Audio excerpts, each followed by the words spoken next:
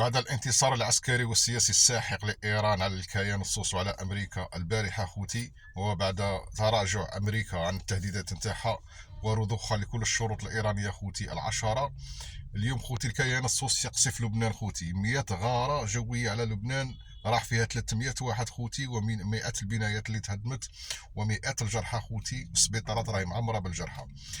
وإيران خوتي بعد فتح مضيق هرمز أغلقته ثانية، وتتوعد الكيان برد ساحق، باسكو لبنان كان داخل في الاتفاق تاع وقف اطلاق النار، بصح الكيان السوس ما بغاش يحترم هذا الاتفاق، وبذلك الكيان السوس اثبت عدم مصداقيته، واثبت انه كيان لا يعيش ولا يقتات الا على دماء العرب والمسلمين، وما غاديش يطلق العرب والمسلمين حتى يدمرهم.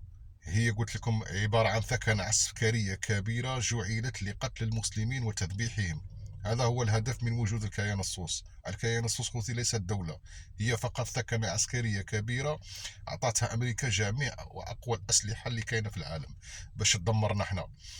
وللأسف كاين زوج أشخاص اللي راهم يحموا هذا الكيان السوس، ملك البنادورة تاع الأردن والخاسيسي تاع مصر. هادو زوج خوتي وكون ما ديرلهمش الدول العربية الشريفة مثل الجزائر والسودان وسوريا، كما يديروا لهمش خطه طويله الامد باش يقضوا على هذو زوج اشخاص خوتي، الكيان السوس لن يتوقف عن قتل المسلمين وتذبيحهم. خوتي يليق هذو زوج يطيحوا، ملك البنادوره والخاسيسي تاع مصر هما اللي راهم يحموا الكيان السوس. وكان يطيح فقط تاع مصر خوتي، الكيان السوس غادي يتراجع وغادي يتهدم وفلسطين غادي تتحرر، فقط السيسي. ولذلك يجب وضع خطة طويلة الأمد للقضاء هذا الكلب الخاسيسي تاع مصر وعلى ملك البنادورة تاع الأردن اللي راهم هما خوتي راهم دايرين جدر حاصنة لحماية الكيان السوس من الشعوب العربية. أنا نظن خوتي هذا وقف إطلاق النار نتاع 2 سمان اللي داروه ما بين أمريكا وإيران هو اتفاق هش، وانا في رايي لن يحترم، والكيان السوس ما غاديش يتوقف. ما قلت لكم ما يقدش يعيش بلا دماء العرب ودماء المسلمين. دروك هذا تسمى كيما نقولوا راهم يعبروا على الغضب تاعهم على وقف اطلاق النار، راحوا ردوا جمع غضبهم على اللبنانيين وين قصفوا خوتي قلب بيروت اللي خاطيها كاع حزب الله ما كاينش تم، ما كاينش في قلب بيروت. حزب الله كاين في الضاحيه الجنوبيه ولا كاين في اقصى جنوب لبنان، ما كاينش في بيروت. هما راحوا ضربوا بيروت زعما تاع بالعاني تاع سكاره، راكم فاهمين خوتي؟ زعما باش يحسونا بالمرار، باش ما نحسوش بالحلاوه تاع الانتصار تاع البارح، باش يحسونا بالمراره، يكون انتصار بذوق المراره.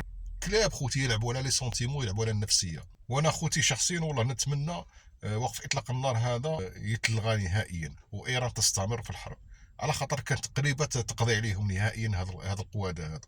ان شاء الله خوتي والله العظيم. وامريكا جامي غادي تضرب ايران ضربه نوويه ولا ما على باليش باش تدمرها كيما كان يهدد. هذاك فقط حرب نفسيه ومعروفه من بكري. وهذاك دونالد ترامب البرتقالي فاسون راهم داروا عليه بيتيسيون في الكونغرس وغادي يديروا له ديستيتيسيون، يعني غادي يتم اقاله دونالد ترامب ان شاء الله من رئاسه امريكا. قال لك هذا مهبول، والتهديدات اللي كان يقوم بها والجرائم اللي دارها في ايران جرائم حرب شوهت صورة أمريكا، وتفاصيل أمريكا خرجت خاسرة من هذه الحرب، ما تحقق حتى هدف من الأهداف المعلنة في البداية. إن شاء الله أخوتي الله ينصر إيران والله ينصر الحق. السلام عليكم.